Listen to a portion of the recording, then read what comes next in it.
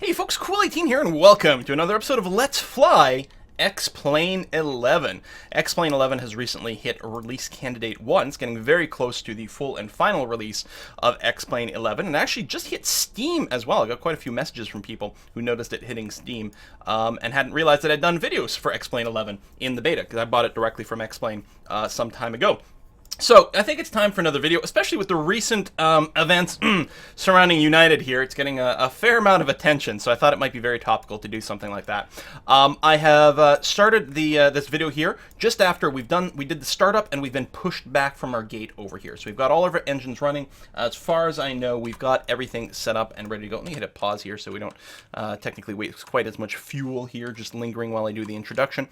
As far as I know, we've got everything set up and ready to go for us to taxi to our takeoff runway here.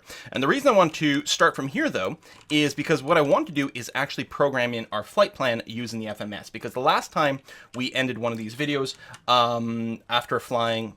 How come I can't go further left? That's weird. I'm just trying to pan around here. I think I was caught on the seat. Yeah, I think that was it.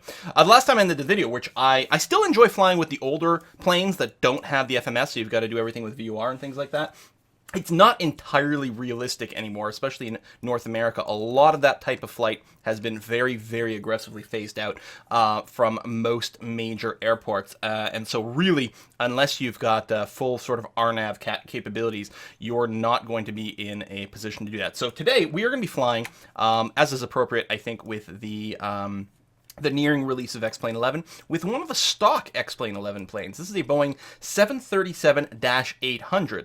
I am still a fan of that 737-200 twin jet, which is the payware plane that I've been flying before. That's the really old one for the 60s. This is actually a considerably more recent model. Now, this livery, this United livery, is not in the base game, but the plane itself is. It comes with, I think, 4 liveries that you can play with in there. And of course, there's tons and tons of people making liveries online like this one, and you can paint your own if you want, which is what I've done with the 737-200, or the what people call the 732.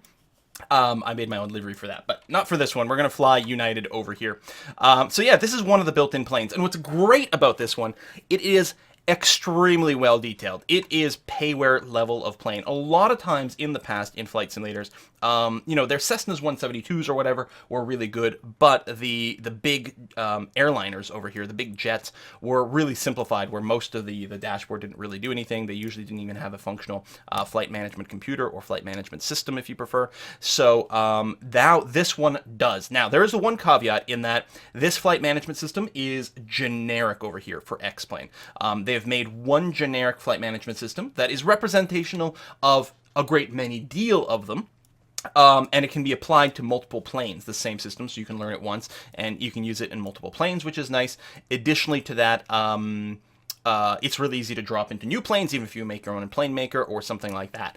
However, you lose some of the aircraft-specific functions that FMSs can often provide. For example, most of them you'd punch in, say, how much weight and fuel and passengers and cargo you have, so it calculates the entire weight of your plane. It calculates your takeoff and landing speeds, for example. It can do a really good job simulating or calculating, I guess would be the term, how much fuel you're expected to use for the flight, etc., etc., etc. Those functions are not in this FMS. Which is a little tricky, so you sort of have to figure out, eyeball your takeoff and landing speeds, for example, especially depending on your weight. But it is huge to have this kind of function in the built-in flight simulators, which has really been lacking in the past. So, we're currently paused, and as I said, I've initiated most of the setup, right? We've gone ahead, whoops, I want to go outside. We've gone ahead, we started this gate, I got pushed back from here, my engines are all started up. As far as I know, we're all set up. I think my lights are all good and everything like that. And what I've done is I've contacted the tower and requested clearance for takeoff towards KJFK, which is where we're flying today. So we're at Toronto Pearson International Airport, or CYYZ, and we're flying to KJFK in New York. And what happens in X-Plane when you do get, so you can hit enter to, talk to the ATC over here, and you have to file a flight plan.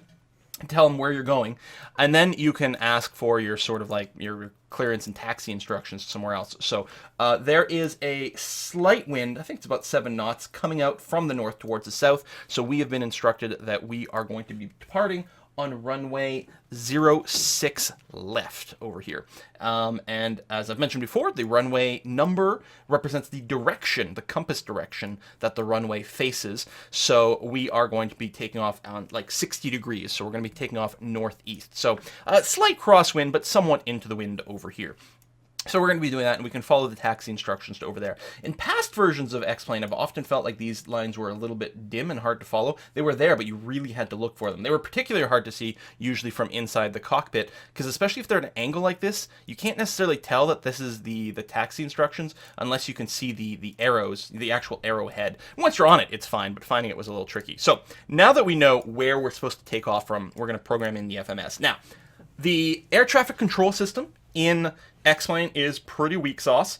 As soon as we finish our taxiing and we get the clearance to depart, I'm actually going to cancel my flight plan in the built into the game ATC, because it's really annoying and weird and doesn't really mesh with the FMS over here. Whereas, of course, if you're using one of the internet services for like a virtual ATC thing, like a VATSIM, then you're going to be golden there. But, so we're still paused, that's good. Let's go ahead and program this bad boy in here, which at the end of the last episode, which was like some time ago when I flew the 732, I decided I was going to load the 737, or the 738, which you would call this, the 737-800. And fiddle around with this, but I couldn't get it to work. And the reason is there was garbage text in here. I think it said something like nav data out of date, which, if you load the game, it will say that. And that's fine, but what I couldn't figure out, what I didn't realize, because I've never really used the FMS systems that much before, is this little bar over here, this thing, you know, oh, maybe because I'm paused? There we go. This here, this little area here, is where you enter all your inputs. And then what you do is you type here and then you punch it in to one of the areas. Like we need a destination. So in this area, which I think is called the scratch pad, we want to type in KJFK. Now, if you click on it and you get it to blink like this, it actually binds your keyboard input so you can just type, which is awesome. And I just figured it out literally 5 minutes ago. I did not realize that. If it's not blinking, you can still input things by just punching in the keys over here, but obviously that's going to be, you know, a little slower, especially if you're looking for like a QWERTY kind of layout, right? I could have done it that way. Now, if you have garbage in here, which will happen if we punch something in wrong, we'll get an error message, or let's pause again, or if you start it up, it'll probably say something like nav data out of date. Just hit the clear button to clear it out. So if you got anything in here, if you typed it, clear is just a backspace, but if it's an error message, clear will get rid of the error message completely. So that's the trick, is to keep that empty and everything will work out well. So in the spirit of the aircraft that we're flying, so I figure we're actually still part of Quill 18 Airlines, but we're able to buy this this United plane for cheap. There's a bunch of blood on the floor in one of the aisles, so they were looking to offload it pretty cheap. So this is why we have this thing. We haven't repainted it yet, but we want to specify that we are fake United. We're not real United over here. We're fake United. And also, to give a proper theme to how much airlines care about their passengers, we're going to go ahead and punch in a flight number here. This is totally optional, but we're going to call this flight the Fake United 2, the FU2 flight over here. Every now and again, when you make a change, this exec light will turn on, which allows you to sort of lock in those changes over there. Until you do that, the changes don't really take effect. So we've got that. That's great. We know where we're going to take off from. So our departure over here. So we're going to hit the departure arrivals button, and we are going to be departing from CYYZ over here. And we are going to be departing from runway 6 left is what we've been told to do. So we're going to select that, and then we have to choose one of the standard instrument departures, I think is what the SID stands for over here, that we're going to follow. So what is the deal with these? Well, if I go, these are very much just accepted ways to leave airports in a certain direction. And we've been cleared to take the KEPTA-1 SIDS over here. So we're going to be taking off, I believe, and I can't zoom, there's not the runway information really clear on this particular chart, but this should be our runway 6 right and left, so we're going to be taking off on left over here. We're going to take off this way, and we have been told to expect vectors to mobile over here. Well, we haven't actually been told that because the ATC again in And this is a little bit weak sauce, but that's what we're imagining the situation. Again, if you're using proper ATC, we would get that. So the idea is our flight departure or flight routine here is going to be, we're going to take off.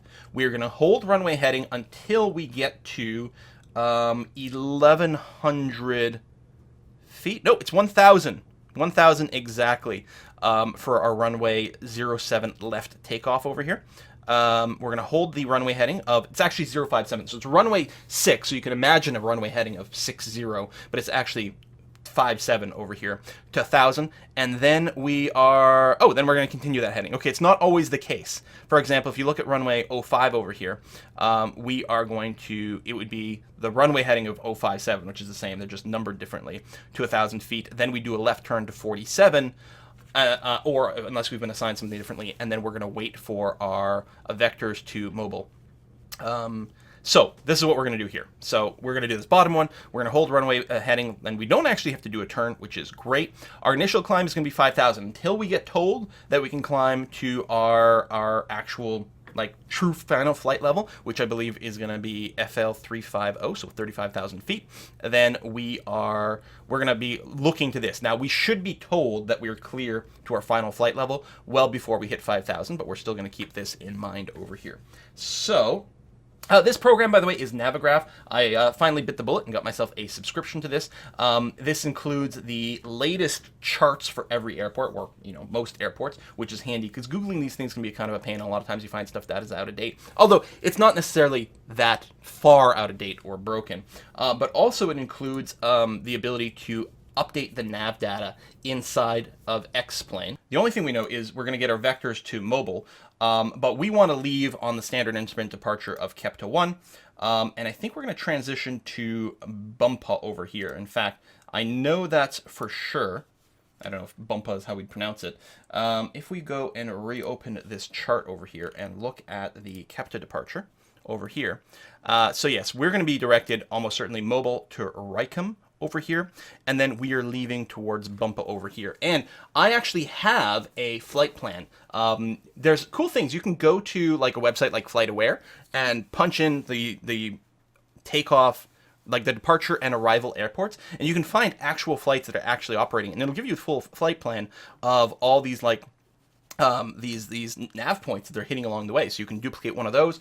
There's also a website that I occasionally use called simbrief.com, which will create flight plans for you, and that was the source of things. But for now, what I'm going to do is simply bring up Sky Vectors over here, which is a great site for planning your own flight plans, but also once you've got one, you can go and punch them in here so that you can really kind of get a good visual of what's what.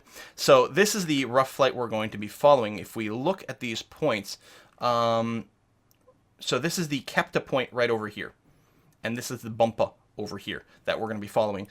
This is not accurate because this was a different takeoff vector that we were doing before. So we're going to be flying up here a little bit differently, but that's okay. But the big thing is that our actual flight is going to be this bit here. If I go, not that way, if I go and do what? This. There we go. We want to punch in our flight destination. We don't need to do the Kepta at Bumpa because that should already be in there. If we go over here, so we've put in our departure information. We don't have to hit exec for this one, or I already did, I'm not sure. Yeah, it's active, so I already did hit this. If we go to our flight plan at this point and hit the next page, you can see our current flight plan will lead us over to Bumpa and then stop there. And I'm sure that's not the right way to say it.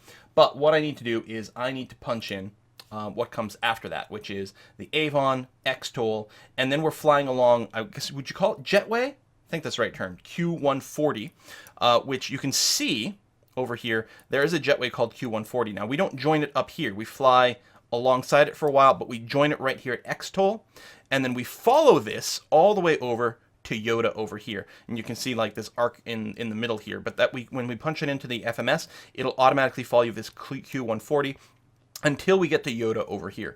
And at some point, we are going to somehow get to JFK over here. But that will be part of the STAR, the standard arrival procedure, and we'll find out that information when we get closer. We'll confirm what runway that we are going to be directed to, possibly due to various weather, and they'll let us know which one, and then we'll pick an arrival procedure at that point. But that's what we're going to do for now. So I'm just going to slide this over to the other side.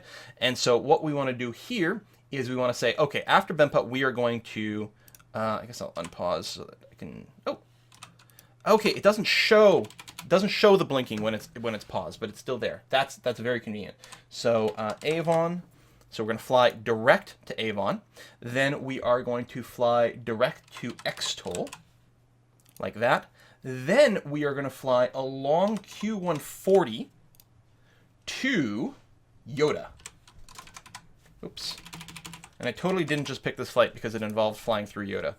And that's the end of what we've got now until we get an arrival sort of procedure stuff set up. So that's going to be it. We can double check in our legs here that we've got no discontinuities. Everything is good. There's this vector step here. So again, we're going to take off on our runway. This is a little off.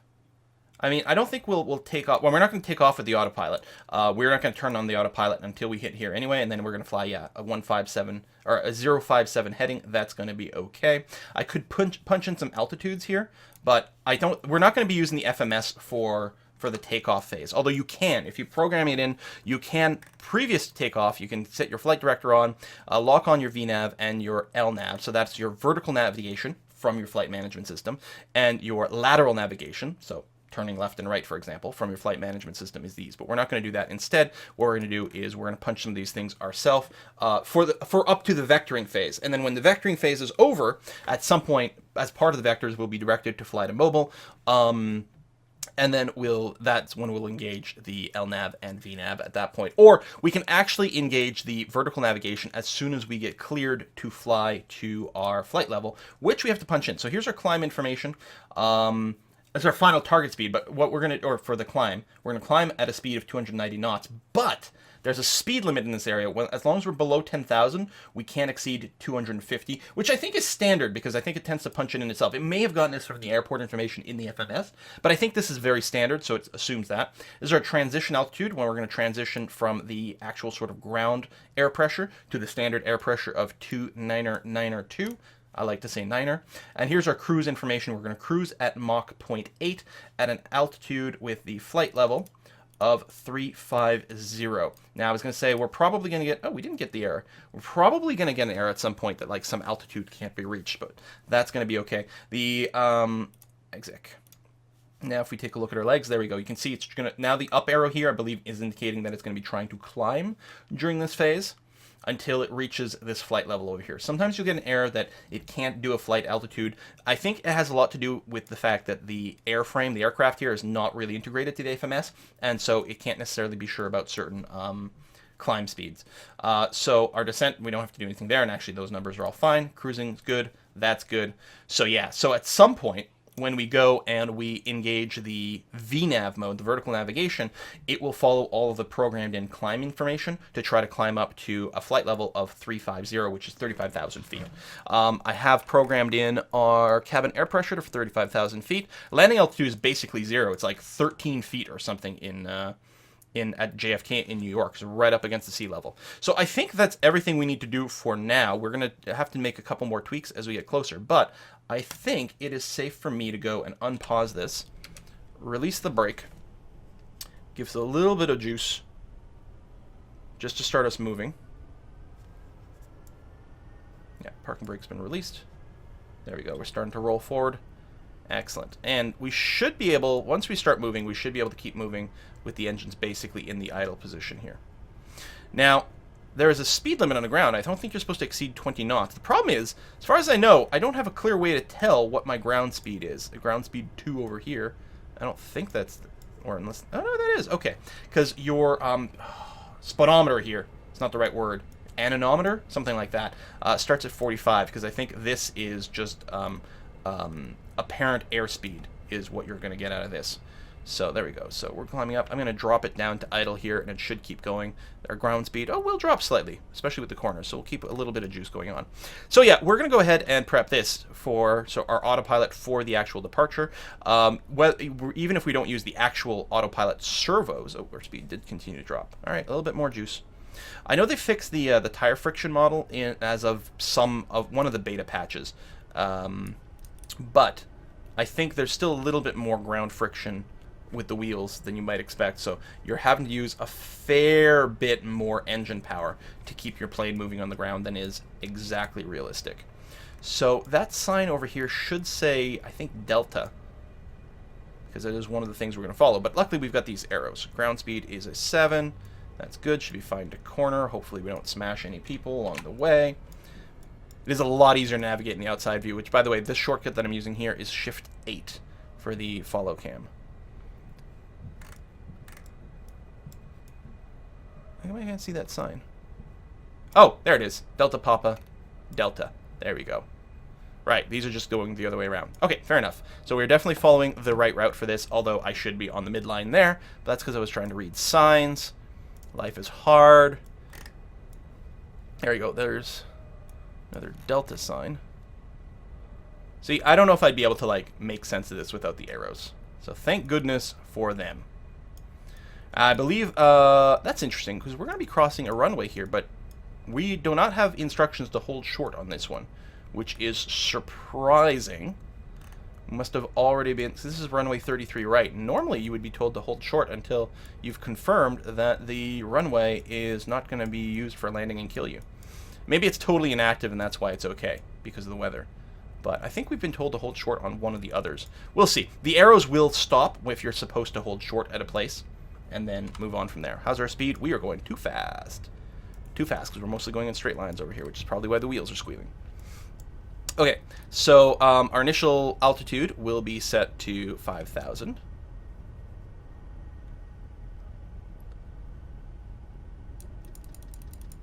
Which, again, we could pump into the FMS here, but I'm not going to bother. We could set it as the first instruction, set it to 5,000, and then when we get cleared, we could tweak it at that point. But I think that's going to be okay. Our takeoff speed. So, without the proper FMS, we don't know what our true V1, VR, and V2 is. But 160 is probably reasonable takeoff speed. And we could set that to the actual rotate, but I don't think so. I think, well, should I just set it to 250, which is actually our max speed here? I think maybe that's what I'll do. I don't know if that's like the normal way of doing it, but I think that's what I'll do. And what we can do when we get there, we can, well, I guess I could do it now. I think you normally only turn on the flight director when you're at the runway, but we're going to be looking to do a flight level. So we're going to be using the angle of our ascent to affect our speed. So if we're going too slow, we'll climb more steeply, if we're going too fast, we'll climb more steeply. If we're going too slow, we will go a little bit more shallow. Something like that. So we got the heading. I guess we could do that as well, because then we'll get the pink lines here that will tell us where to fly when we take off. So let's go and make this corner. It looks like we're just about there. I don't think there's anything else I need to set. I mean, the course, we don't actually have our VRRs set up. We could and probably should set that up as a backup, but, you know, whatever. Backups are for wimps. So this is runway 24R. Well, 24R-06, right, opposite directions over here. So we have been instructed to hold short here, but this is our actual departure runway. 06 left. So just scrooch up a little bit more. And when we get here, we should be able to have this change over to check-in. November 816 November. Contact tower on Set the parking brake. That's really loud. Contact tower on 118.35 November 816 November. And I like the auto tune for this. It saves you. So it's already tuned us to 118.35. So we can now check in with this controller. November 816 November. November 816 November. Fly heading 060. Runway 6 left. Clear for takeoff. All right, we're cleared for takeoff, which means we should leave right away. But 060. Runway 6 left. Thank Cleared you. for takeoff. November 816. November. November. One of the things, if you have a proper FMS, it will tell you where to set your trim based on your center of mass distribution. I'm just going to put it right in the middle of the typical takeoff range and hope that that's good enough.